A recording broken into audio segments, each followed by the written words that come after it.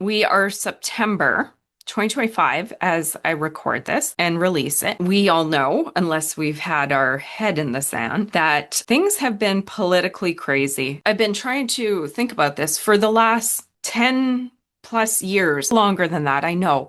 But policy and politics have been really hot and become a team sport, and everybody has an opinion and everybody has their team. And now, with different politicians in office, you guys can figure out the names, we're having some issues, policies, trade spats, where farmers are getting stuck in the crosshairs for political arguments that at the end of the day don't actually have anything to do with agriculture, but agriculture is being used as a pawn. We are having it happen in Canada, the US, everywhere. I mean, in Canada, we've had massive tariffs put on us from China because of electric vehicles, and that has affected canola, pork, and seafood, I believe. There's so many things going on. I'm not even going to try and list them or even list the tariffs.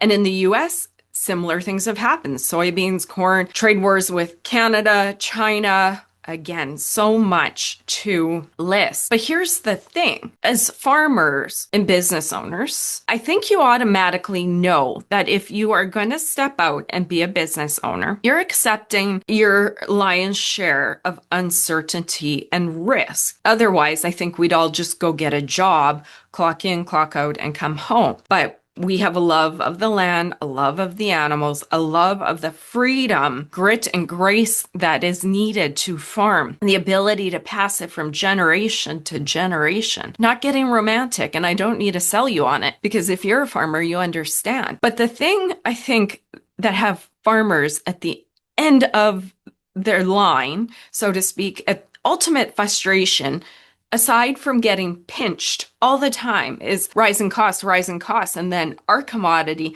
drops, but nobody else's price does. And often, right now, as we're seeing, the math isn't mathing. And I know we definitely are there to accept risks, and we know agriculture has its cycles. I think, what is it, like 2 years really good, 2 years really bad, the rest should be break even, something like that. You hear different things. But here's the thing. How is it fair that at the stroke of a pen, a politician can make a decision, put a policy in, fight back with another country that we have a trade agreement with, and then at the stroke of that pen, at the end of that announcement, that country comes back and then penalizes a completely separate industry? Talking to Canada, the electric vehicles, then how China put tariffs on canola and pork, seafood. But how is it fair